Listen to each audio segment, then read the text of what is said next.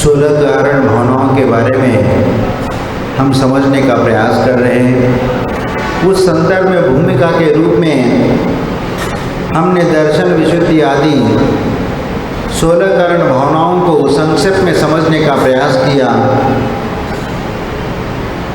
और उसी प्रकार अब एक एक विषय का हम यहाँ पर समझने का प्रयत्न करेंगे, क्योंकि दर्शन, विशुद्धि आदि जो भावना है ये सम्यक दर्शन से प्रारंभ हो जाती है और सम्यक दर्शन के बारे में आप लोगों को बहुत कुछ बताया गया है और बहुत कुछ समझाया भी गया है। फिर भी यहाँ पर उसी संदर्भ को लेकर के यहाँ पर हम समझने का प्रयास करेंगे कि सम्यक दर्शन की निर्मलता, सम्यक दर्शन की जो निर्मलता है और इस निर्मलता को दर्शन विशुद्धि कहते हैं, क्योंकि उसमें निर्मलता या विशुद्धता जो है वही दर्शन विशुद्धि है। इसलिए सम्यक दर्शन में निर्मलता जो आती है वह कषायों की मंदता से आती है। सबसे पहला कषायों को अपने वश में करना पड़ेगा और जब तक कषाय वश में नहीं होगी तब तक यह कषाय में मंदता नहीं आ सकती। और कषाय में जो मंदता आती है वह तत्व चिंतन से आती है। इसीलिए अब इन बातों को हमें समझने की आवश्यकता है, क्योंकि सच्चे देव शास्त्र गुरु के प्रति अपने अटूट श्रद्धा का होना, 7 तत्वों का चिंतन करना और स्वपर का भेद विज्ञान प्राप्त करना और प्राणी मात्र के भीतर आत्म तत्व को देखना, यानी प्राणी मात्र के प्रति एक कल्याण की भावना रखना, ये सब क्रियाएं जो भी है ये सब श्रावक और मुनि के लिए तीर्थंकर प्रकृति को अर्जित करने में आश्रव का कारण बनती है, बशर्ते सम्यक दर्शन के साथ साथ प्राणी मात्र के कल्याण की भावना भी साथ में होना चाहिए। और जब तक प्राणी मात्र के कल्याण के साथ साथ अपनी भी भावना उसमें होना चाहिए कि प्राणी मात्र की कल्याण की भावना हो और सम्यक दर्शन भी हमारे साथ हो, तो उसके लिए फिर योग्य स्थान, योग्य भूमि और उस स्थान पर ही हमारे लिए फिर तीर्थंकर प्रकृति के लिए कारणभूत कर्मों का आश्रय हो सकता है। लेकिन उसके लिए केवली अथवा श्रुत केवली के पाद मूल में जाना आवश्यक होता है। लेकिन उसमें ये भी हमें समझना है, हम अभी तक क्या क्या समझते आए, क्या क्या पढ़ के आए, क्या क्या सुन के आए, क्योंकि एक तो भगवान के बारे में, एक तो मंदिर के बारे में, मूर्ति पूजा को लेकर के या मूर्ति या पूजा, अभिषेक, अनुष्ठान आदि को लेकर के भी हमने चर्चा किया और अच्छे जीवन, हम अपना कैसा जीवन व्यतीत करें इस संदर्भ को भी हमने समझने का प्रयत्न किया। और ये सब क्रिया करते हुए ही हमें भावनाएं भानी हैं। भावनाएं 2 प्रकार की होती हैं, अच्छी और बुरी, दोनों प्रकार की होती है। आप किस प्रकार की भावना भाना चाहते हैं ये निर्भर करता है। जैन दर्शन तो भावना प्रधान देश है और जैन दर्शन तो भावना प्रधान माना गया है और इसीलिए जैन दर्शन में 5 महाव्रतों को स्थिर रखने के लिए हर एक महाव्रत की 5-5 भावनाएं बताई है और उन 5-5 भावनाओं को भाते समय ही उन महाव्रतों का पालन हो सकता है। इसीलिए हमें उन भावनाओं को भी भाना चाहिए और इसके साथ संसार से विरक्ति पाने के लिए वैराग्य भावनाओं का भी चिंतन करना चाहिए और 12 भावनाओं का भी चिंतन करना चाहिए और इनके चिंतन और मनन से ही वह तीर्थंकर कर्म प्रकृति के लिए आश्रम के लिए कारण बनता है। और तीर्थंकर बनने के लिए ये भावना भाना पड़ती है। आत्म कल्याण के साथ साथ परोपकार की भावना, पर कल्याण की भावना जो जिसमें पाई जाती है वहीं पर 16 कारण भावनाओं के रूप में उनको भाने से तीर्थंकर प्रकृति का बंध होता है। अब तीर्थंकर प्रकृति का बंध 8 कर्म है। 8 कर्मों में सिर्फ नाम कर्म के 43 भेद है, उसी में एक तीर्थंकर प्रकृति का कर्म आता है। लेकिन अन्य जो कर्म बंद होते हैं उनकी अपेक्षा से तीर्थंकर प्रकृति का जो बंद होता है वह विशेष माना गया है, क्योंकि कोई भी व्यक्ति हमेशा तीर्थंकर प्रकृति का बंद करना चाहेगा, उसको छोड़ना नहीं चाहेगा, लेकिन बाकी के कर्म प्रकृतियों को उसको बंधना नहीं चाहेगा, क्योंकि उसके माध्यम से संसार कोई बढ़ाने वाला है। इसलिए उन क्रियाओं से वो दूर रह करके आत्म कल्याण की भावना निरंतर बाता रहता है। और आत्म कल्याण की भावना जब निरंतर बाना शुरू कर देगा तो वह तीर्थंकर प्रकृति बंद करने के लिए वह 16 कारण भावनाओं को भी भाया और संसार भावनाओं को भी भाएगा और वैराग्य भावनाओं को भी भाएगा। इसलिए 12 भावनाओं को भी निरंतर चिंतन मनन करेगा। और इसीलिए तो इन भावनाओं को भाने वाले जो है उन्हीं को तीर्थंकर प्रकृति का बंध हो सकता है।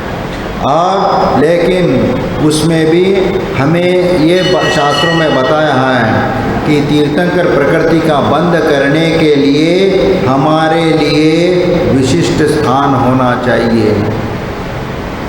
कहाँ, किसका, कौन सा स्थान होना चाहिए? केवली अथवा श्रुत केवली का पादमूल होना चाहिए। और उनके पादमूल में बैठ करके ही सम्यक दर्शन के साथ साथ 16 कारण भावनाओं को भाने से ही तीर्थंकर नाम कर्म का बंध होता है।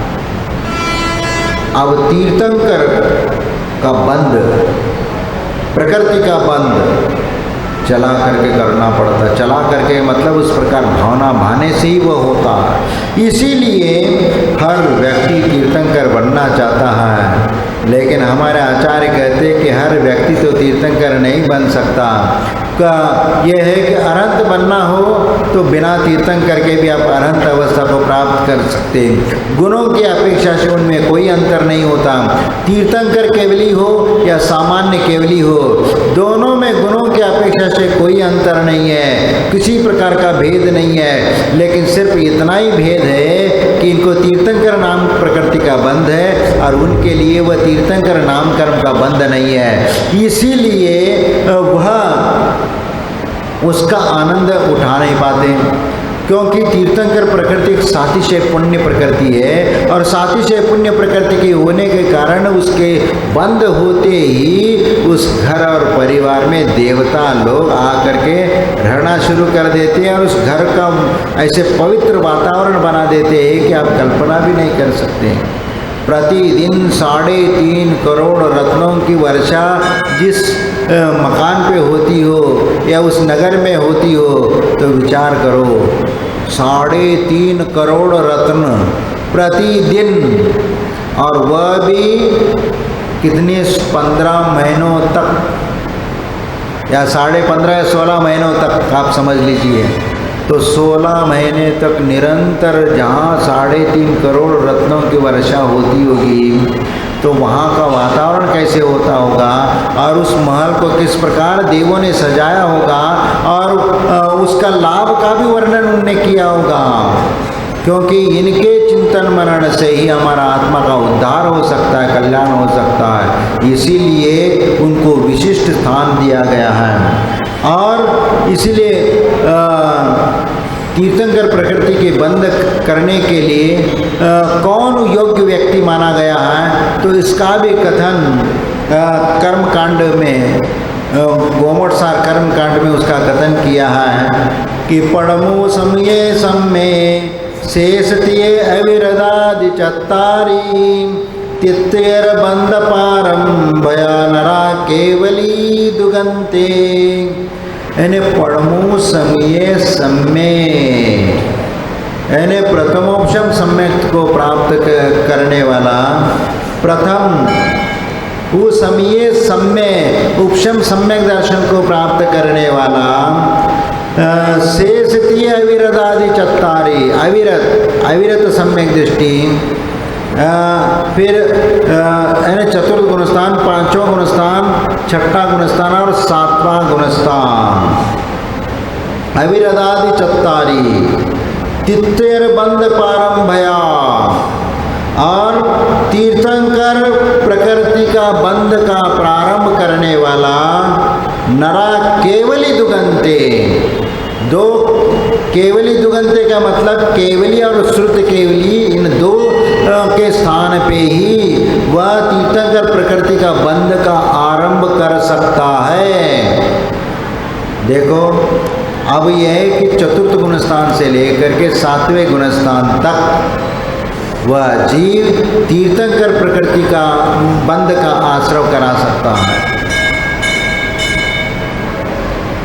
और वह भी कौन, मनुष्य गति में ही तीर्थंकर नाम कर्म का बंध होता है। तिर्यंच गति में तीर्थंकर प्रकृति का बंध नहीं होगा, क्योंकि उतना विशुद्ध स्थान उनको वहाँ पर प्राप्त नहीं होता, इसलिए मनुष्य में ही वह कुछ सब कुछ वह प्राप्त कर सकता है। इसीलिए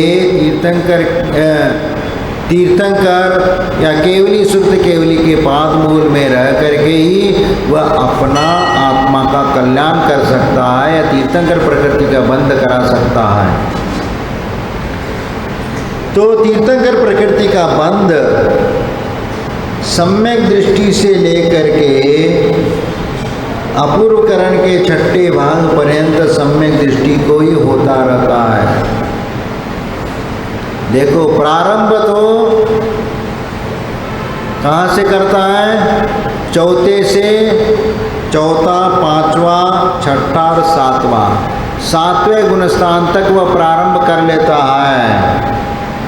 लेकिन तीर्थंकर प्रकृति का बंध जो होता है, प्रारंभ तो उन्होंने 4 गुणस्थान वाले जीव ही करते हैं, लेकिन निरंतर बंध जब वो मुनि बनने के उपरांत भी आगे के गुणस्थान में जा सकता है, 10वें 11वें गुणस्थान तक तो जा सकता है, जब तक वह क्षपक श्रेणी आरूढ़ नहीं करता है। तो उस समय भी वह क्षपक उपशम श्रेणी पर आरूढ़ होता है, तो उस समय 8वें गुणस्थान के अपूर्वकरण गुणस्थान उसके छठे भाग तक इसका तीर्थंकर प्रकृति का बंध निरंतर होता रहता।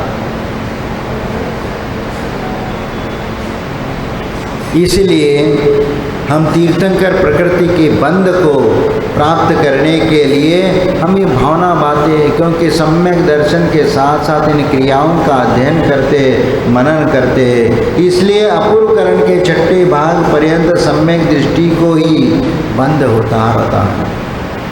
और ये दर्शन विशुद्धि आदि 16 कारण भावनाओं को, इसको भावना क्यों कहा?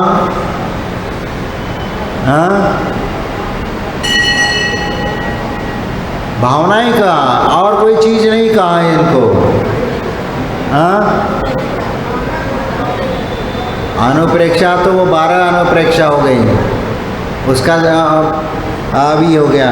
लेकिन यहाँ पर अपूर्वकरण के छठे भाग तक ही सम्यक दृष्टि जीव इस प्रकृति का बंध करता रहता है।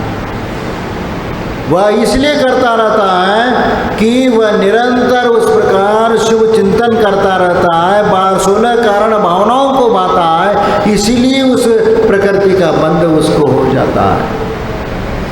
और ये 16 कारण भावनाएं तीर्थंकर नाम कर्म को अर्जित करने में, संचित करने में कारण बन जाती है। इसलिए इसको प्रथम भावना कहा है दर्शन विशुद्धि।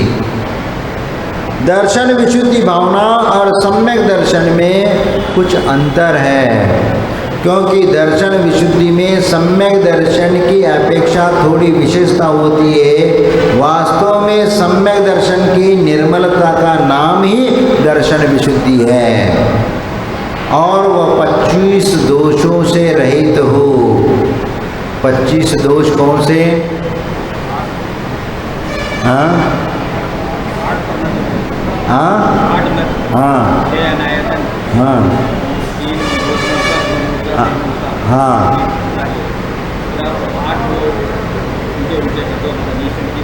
हाँ हाँ अच्छा ठीक है।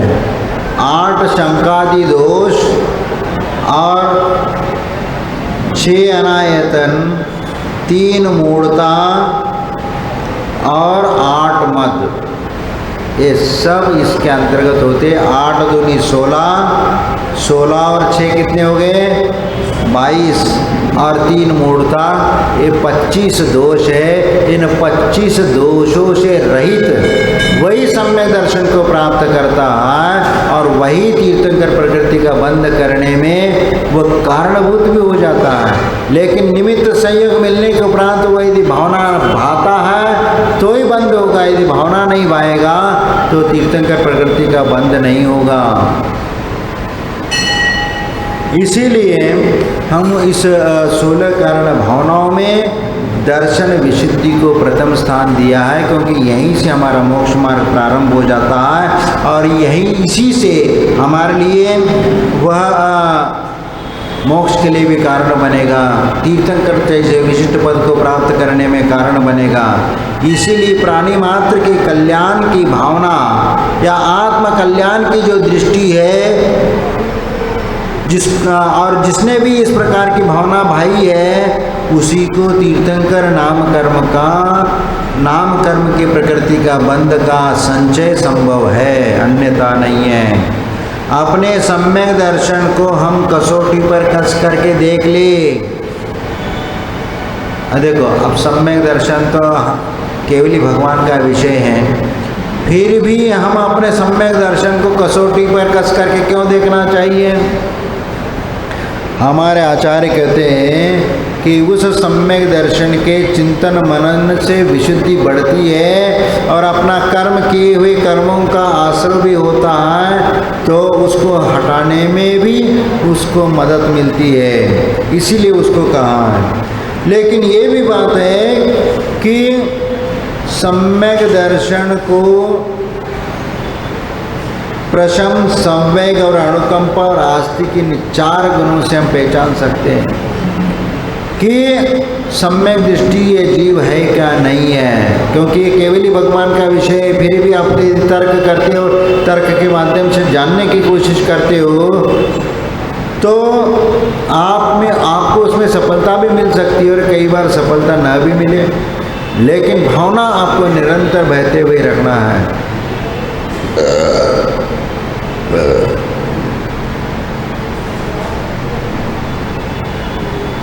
और आप इस 16 कारण पर्व में आप अलग अलग पूजाएं करती हैं। 16 कारण की पूजा, पंचमेरु की पूजा, 10 लक्षण की पूजा, और भी विभिन्न प्रकार की छोटी बड़ी पूजाएं करके अपने जीवन को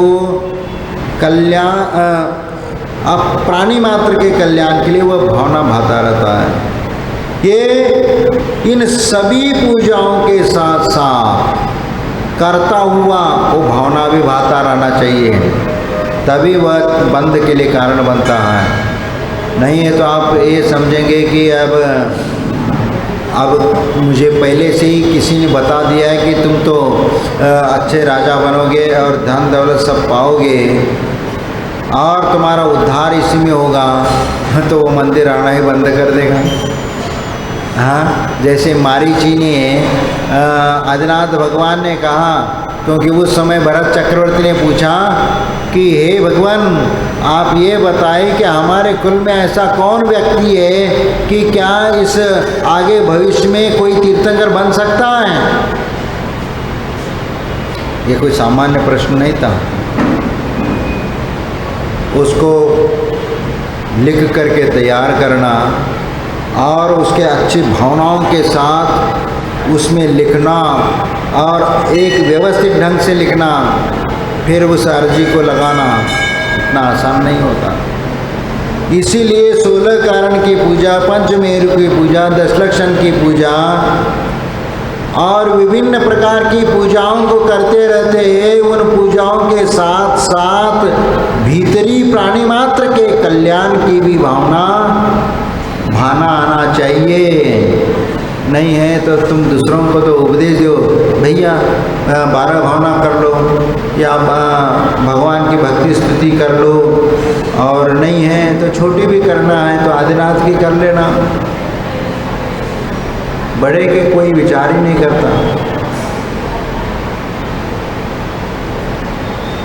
तो यहाँ पर एक आत्मदृष्टि महत्वपूर्ण होती है। वैसे आप लोगों के लिए सम्यक दर्शन के बारे में जो 25 दोष बताए, और 25 दोषों में जो 6 अनायतन 3 मूर्ता वगैरह का कथन हम सम्यक दर्शन के समय में उसको किया हुआ है। इसीलिए उनको अब स्वयं को समझना है कि 8 मद शंकादि 8 दोष और 6 अनायतन और 3 मूर्ता, ये उसके लिए कारण है।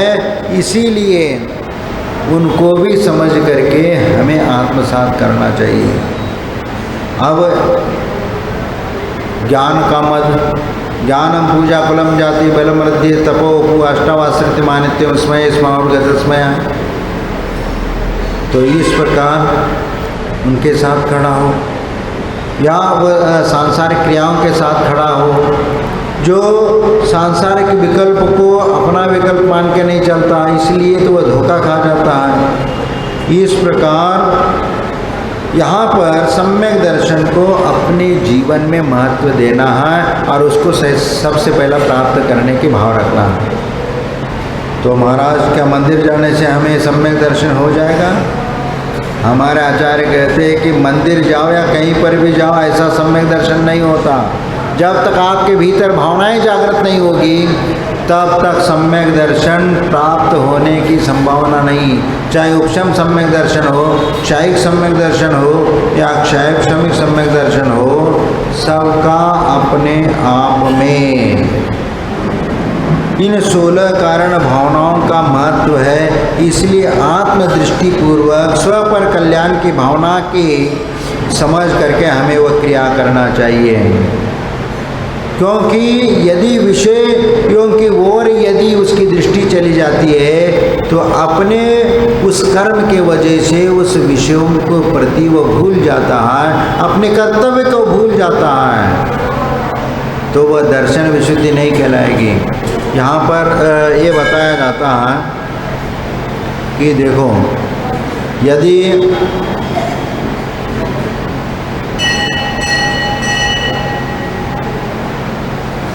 सम्यक दर्शन से जो निर्मलता आती है वह कषाय से आती है। यहाँ देखो, क्रोध मान माया लोभ, ये चार कषाय, 4 के अनंतानुबंधी प्रत्याख्यान अप्रत्याख्यान और संजरण, इस प्रकार ये 16 भेद हो जाते हैं। और 9 कषाय, पुरुष वेद नपुंसक वेद आदि, ये 25 दोष हो जाते। इन 25 दोषों से रहित होना चाहिए। और जब तक वह 25 दोषों से रहित नहीं होगा तब तक वह अपना आत्मा का उद्धार नहीं कर पाएगा। क्योंकि सम्यक दर्शन की भूमिका नहीं बनेगी तो वह मोक्ष मार्ग में आगे कैसे बढ़ेगा। इसीलिए तीर्थंकर नाम कर्म जो है वह शुभ कर्म है। इसीलिए उस प्रकृति के बिना धर्म की प्रभावना असंभव है।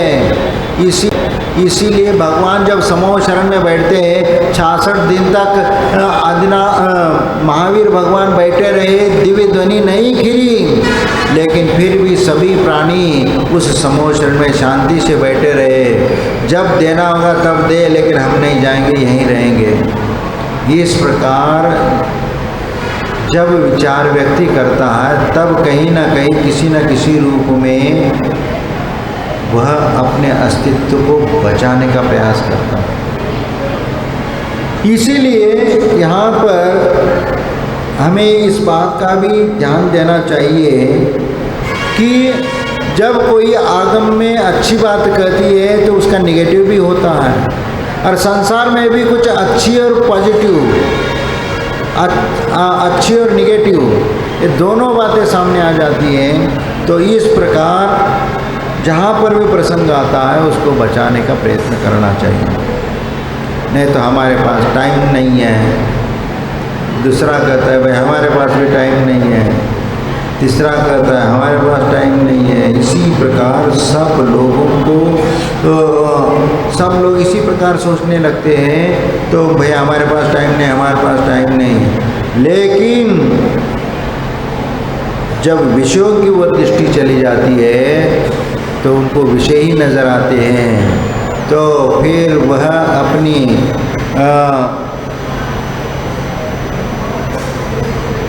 अर्धांगिनी या स्त्री को वो याद करता है, जो संसार में रचपच जाने लगता है, राग द्वेषादि कषाय करने लगता है, शुभ अशुभ का विवेक खो जाता है, तो संसार की भावनाओं का चिंतन करता है। इसलिए शुद्ध भावों से ही साक्षात मोक्ष की प्राप्ति होती है। इसीलिए हमेशा निरंतर शुभ भाव भाना चाहिए, न कि अशुभ भावनाओं का चिंतन करो। और इस प्रकार करते चले जाएंगे तो निश्चित हमारे जीवन में एक कायाकल्प होगा। और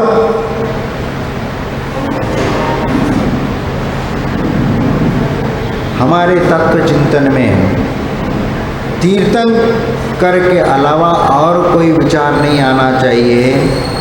और तीर्थंकर ही तो कारण बनते हैं, वरना हम कैसे जान पाते हैं कि आत्म तत्व क्या है। आत्मा के बारे में उसमें बताया है कि ऐसा होना चाहिए, ऐसा होना चाहिए।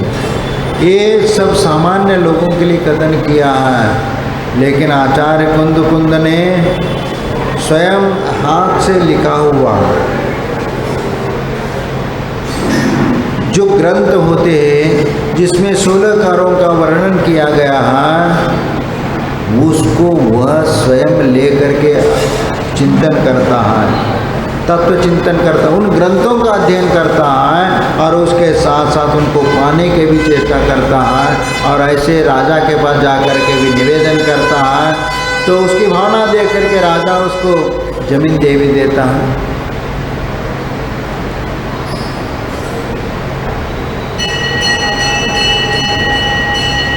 अब यदि चिंतन तो कर रहा है, शुभ चिंतन कर रहा है, लेकिन वह साकार नहीं हो रहे।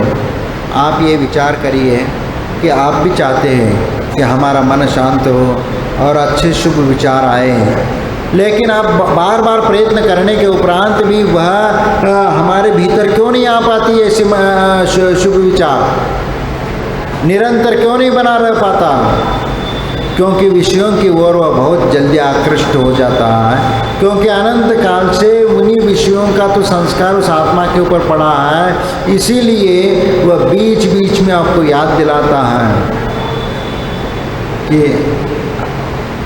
ये ऐसा हो रहा है, ये ऐसी स्थिति बन रही है, तो उसको दूर करने के लिए वह स्वयं निरंतर प्रयत्न करता रहता है। इसलिए आत्म कल्याण में लगे हुए परोपकारी व्यक्तियों के द्वारा धर्म की प्रभावना सहज ही वह करने लगते हैं और धर्म की प्रभावना का बढ़ाने का काम भी करते हैं। इसीलिए लिखा है किसी ने कि आत्मा प्रभावनीया रत्नत्रय तेजसा सततमेव दान तपो जिन पूजा विद्यातिशेष जिन धर्म। देखो ये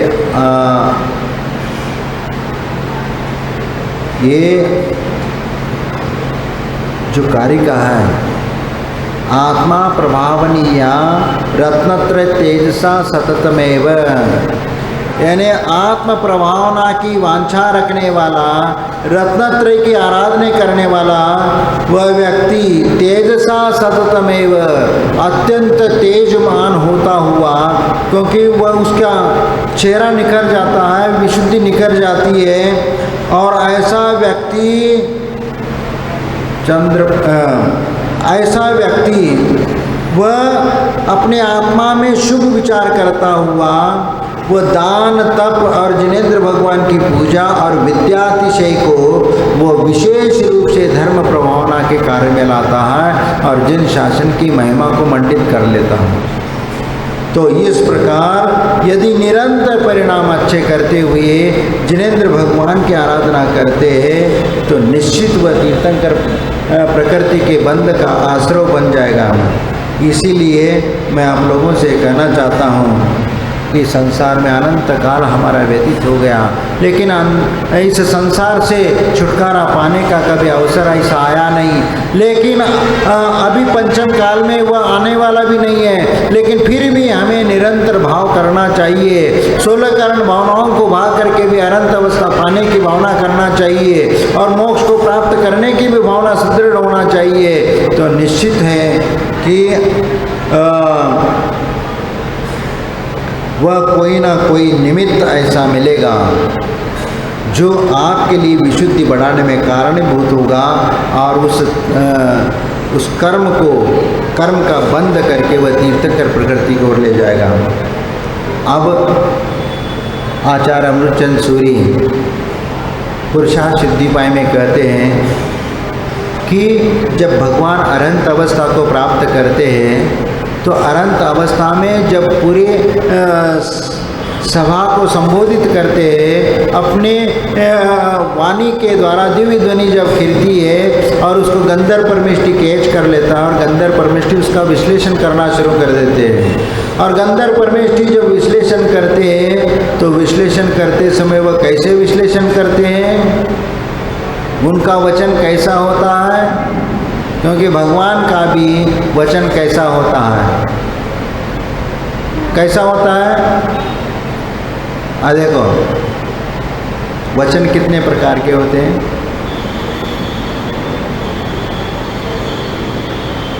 अब योग कितने होते हैं, मनोयोग, वचन योग, काय योग। और इसके भेद कितने हैं?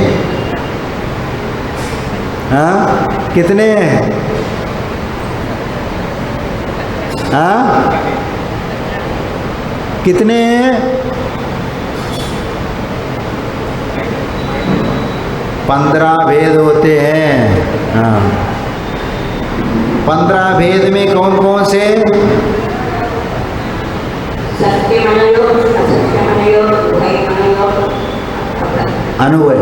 अनुभव वचन योग। हाँ, नहीं, वचन योग भी वैसे ही रहेंगे चार। सत्य वचन योग, असत्य वचन योग, उभय वचन योग और अनुभव वचन योग। और काय के कितने वेद हैं? 7 वेद हैं। बताओ। हाँ, वाह,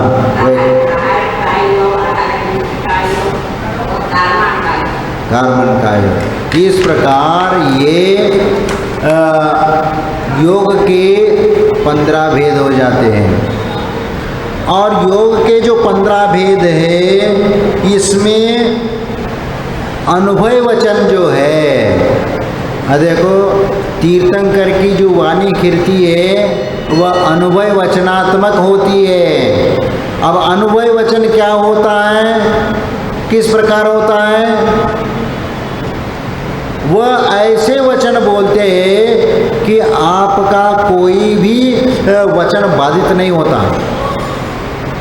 और वह अनेकांत के शैली में उसको समझाया जाता। अनेकांत रूप जो धर्म है उस धर्म को शाद्वाद की शैली में बताया जाता है। और इसी बात को आचार्य अमृतचंद सूरी ने पुरुषार्थ सिद्धिपाय में कहा है कि परमागमस्य जीवम निषिद्ध जात्यांध सिंधुरविधानम सकल नय विलसितानम विरोधमतनम नमा मने कांतम। देखो इसमें परमागमस्य जीवम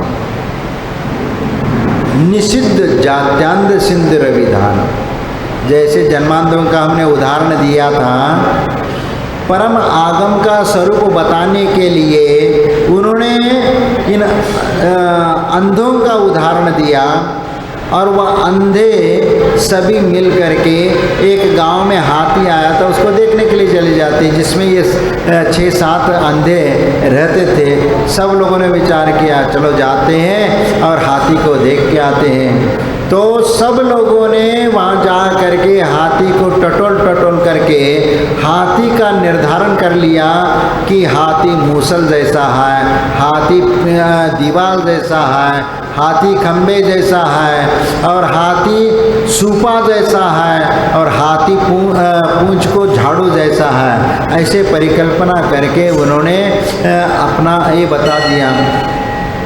लेकिन सकल नय विलिसितानम विरोध मतनम नमाम मने कांतम, वो तो अपना एक नए को लेकर के एक ही बात को लेकर के बैठे, लेकिन अनेकांत सिद्धांत का कथन करने के लिए हमारे आचार्य कहते कि साधवाद की शैली, साधवाद के माध्यम से उस निर्मल वाणी का कथन किया जा सकता है। और उसके लिए उन्होंने ये कहा कि जब ये 6-7 अंधे जब इकट्ठा हुए और हाथी का आपस में चर्चा करने लगे और एक आंख वाला व्यक्ति उनको देखता है कि ये क्या कर रहे हैं और थोड़ा सुन लेता है, तो आपस में तू मैं हो रहा था, सब आपस में लड़ रहे थे कि भैया नहीं ये तुम्हारा गलत है, हाथी खंबे जैसा है, अरे नहीं ऐसा नहीं, हाथी सुपा जैसा है, अरे तुम भी गलत बोल रहे, हाथी झाड़ू जैसा है, फिर वो और कहता है कि मूसल जैसा है। ये आपस में यही तू मैं कर रहे थे और एक व्यक्ति आंख वाला व्यक्ति जा कर के देखता है और वह कहता है कि हे सूरदास जी, आप जो कथन कर रहे हो वह कथन आपका एक देश सही है, यानी आपस में जो आप ये कथन कर रहे हैं उसमें सिर्फ एक कथन हो रहा है और एक जो कथन हो रहा है वह एकांत कथन है, इसलिए पूर्ण रूप से उसका कथन नहीं किया जा सकता, क्योंकि सब मिल करके आपका भी कथन ठीक है, आपका भी कथन ठीक है, आपका भी कथन ठीक है, ऐसे कहते हुए उन्होंने एक को ये कर दिया कि तुम्हारी बात भी ठीक है। तो भाई सबके बात कैसे से ठीक हो सकती है, तो सबके बात कैसे सिद्ध होती है? तो उन्होंने कहा कि देखो ये हाथी का जितना तुमने चर्चा की है ना, वह हाथी के एक एक अंग है और इन सब अंगों को मिल करके ही वह हाथी बनता है। तो फिर ऐसा होता है, फिर सब खुश हो जाते हैं, तो उसको समझाने के लिए विरोध मतनम नमाम मने कांतम, जहाँ पर विरोध का परिहार किया जाता है वही अनेकांत धर्म के माध्यम से ही उसका विरोध का परिहार होता है। और साधवाद और सप्तनयों से जब कथन करते हैं तभी वह वचन सिद्ध हो जाते हैं। इसीलिए हमें इस बात का भी ख्याल रखना चाहिए कि नयों का कथन जो किया जा रहा है उन नयों के माध्यम से उस व्यक्ति ने क्या कर लिया कि भाई तुम कह रहे हो तो तुम्हारी बात ठीक है, तुम कह रहे हो तो तुम्हारी बात ठीक है, उसमें किसी का झगड़ा नहीं, कोई विवाद नहीं हुआ और सब लोगों ने स्वीकार कर लिया, अरे आपने तो अच्छा बताया कि भैया ये सब मिल करके हाथी है, तो विरोध समाप्त हो गया। यही तो अनेकांत और साधवाद शैली की ये कारिका है। सकल नय विलसितानम, जब सातों ने सभी ने जब आपस में एक दूसरे से मिल जाते तो वह विरोध मतनम नमाम अनेकांतम, वहाँ पर विरोध का मंथन जो चल रहा है वह अनेकांत से शांत हो जाता है। इसीलिए तो जाथान्ध्य जो लोग थे उनको समझ में आ गया कि हाथी का रूप कैसा है, उसी प्रकार धर्म का रूप कैसा है वह भी इसमें बता दिया गया। और इसीलिए वाणी की निर्मलता ये सबसे महत्वपूर्ण है, क्योंकि साधवाद के मायने उसके अलग है, क्योंकि सापेक्ष रूप से कथन करने की पद्धति, सापेक्ष कथन करना ही वाणी की निर्मलता है। सापेक्ष कथन करना यही वह शैली है और उस प्रकार कहना ही उसमें निर्मलता होती है। नहीं तो आपके वचनों में यदि सत्यता नहीं होगी, यदि असत्य वचन करोगे तो निश्चित ही वह जो आपके जो 5 अनुव्रत है या 5 महाव्रत है उनमें दोष आएगा। इसलिए निर्दोष परिपालन करने के लिए उसमें निर्मलता होना आवश्यक है, और निर्मलता से ही दर्शन विशुद्धि भावना सार्थक हो जाती है। और इसीलिए हमें उस दर्शन विशुद्धि की भावना भा करके हमें उसको पाने की चेष्टा करना है, क्योंकि वाणी के द्वारा देखो पाप जो होता है वचनों से ज़्यादा होता है, क्योंकि बार बार बोलते रहते हो कि मैं तुझे मार डालूँगा, खून पी जाऊँगा, ये करूँगा वो करूँगा, जो बोलते हैं, तो इससे हिंसा वचन के द्वारा ज़्यादा होती है। और वचन से ज़्यादा हिंसा जो होती है वो मन के द्वारा होती। मन में अरे इसको मैं छोड़ूंगा नहीं, इसको तो ऐसा करूंगा वैसा करूंगा, ऐसे चित्त दूंगा, इस प्रकार विरोध वचन करने लगता है। और वही विरोध वचन वह मन में जो विचार कर रहा है वह उस वचन की अपेक्षा से मन से अधिक पाप करता है। और मन से जब अधिक पाप करता है तो इसमें उस वाणी में निर्मलता नहीं आती। और वाणी में निर्मलता जो आएगी वह काय से भी होना चाहिए। देखो पहला वचन के द्वारा पाप किया, फिर मन के द्वारा पाप कर लिया, फिर इसके उपरांत काय के द्वारा अमल में लाता है। लेकिन पहला बोलने के पहले मन से विचार करता है, और मन के द्वारा वह चिंतन मनन करके वह ये करता है कि नहीं,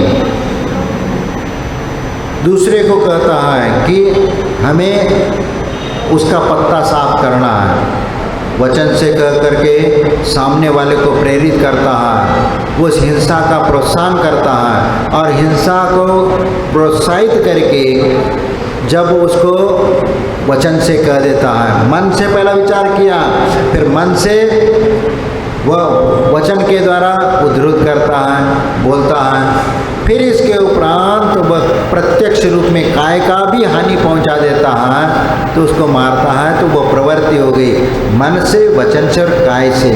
और कृतकारित अनुमोदना से भी ऐसे भाव नहीं करना चाहिए। लेकिन ऐसे भाव यदि हो रहे, वो पाप का बंद हो रहा है, और वह पाप का बंद जहाँ पर हो रहा है वह संसार को वो बढ़ा रहा है। इसीलिए शरीर की जो क्रिया है, मन के और वचन के द्वारा क्रिया हो गई, लेकिन शरीर के द्वारा वह क्रिया हो ये कोई जरूरी नहीं है। कई बार तो वह प्लान बना दिया, चिंतन कर लिया, मनन भी कर लिया, सब कुछ हो गया, और उसको काटा निकालना है, लेकिन प्रत्यक्ष रूप में क्रियान्वित वह नहीं कर पाता। कोई बाधा आ जाती, कोई ऐसी समस्या खड़ी होती कि जो करना चाह रहा था वह नहीं कर पाया। इससे उसको ये हो जाता है कि इस प्रकार वह काय के द्वारा न करने से, जो काय से जो करता, जो उसके बाद जो पाप लगता है वह असंख्यात गुनी पाप का बंद कर लेता। लेकिन मन से कर लिया, वचन से कर लिया, लेकिन काय से नहीं किया, बच गया, तो वो तत्संबंधी जो दोष लगता उस दोष में कमी आ गई। और वो जो परिणाम उसके थे मन से और वचन से जो क्रिया हमने की, उसका पाप तो उसको लगेगा, लेकिन काय से नहीं होने के कारण उतनी तीव्रता नहीं आएगी। बाद में अपने मन को पलटा देता है, अरे ठीक है देख लेंगे, फिर आगे देख लेंगे, कभी और मौका आएगा, तो उतने समय के लिए वह टल जाता है, तो उतने समय के लिए कर्मबंध रुक जाता है। इसीलिए हमें राग द्वेषादि जो परिणति होती है उनसे हमें बचना चाहिए। और यही राग द्वेष की परिणति हमारे लिए दुख के लिए कारण बनती है। इसलिए संसार में मोह माया को छोड़ करके सब ये भावनाएं भानी चाहिए और ये भावनाएं हमारे दृष्टि को निर्मल बना देती है और हमारे लिए आत्म कल्याण के लिए प्रेरित करती है। इसलिए इस दर्शन विशुद्धि भावना को आप समझ करके उसको प्राप्त करने के लिए प्रयत्न करना है। आप लोगों को सम्यक दर्शन ज्ञान चारित्राणि मोक्ष मार्गा, इस प्रकार आचार्य उमा स्वामी ने जो तत्वार्थ सूत्र में कहा है, उन सूत्रों का गहनता से चिंतन मनन करिए और उनको अच्छे से समझने का प्रयास करिए तो निश्चित आपको इसमें लाभ हो जाएगा। और इसी प्रकार इन 12 भावनाओं में से दर्शन विशुद्धि भावना को भाते हुए हमें तीर्थंकर के प्रकृति की बंध की ओर अग्रसर होना है। जय गुरु महावीर भगवान।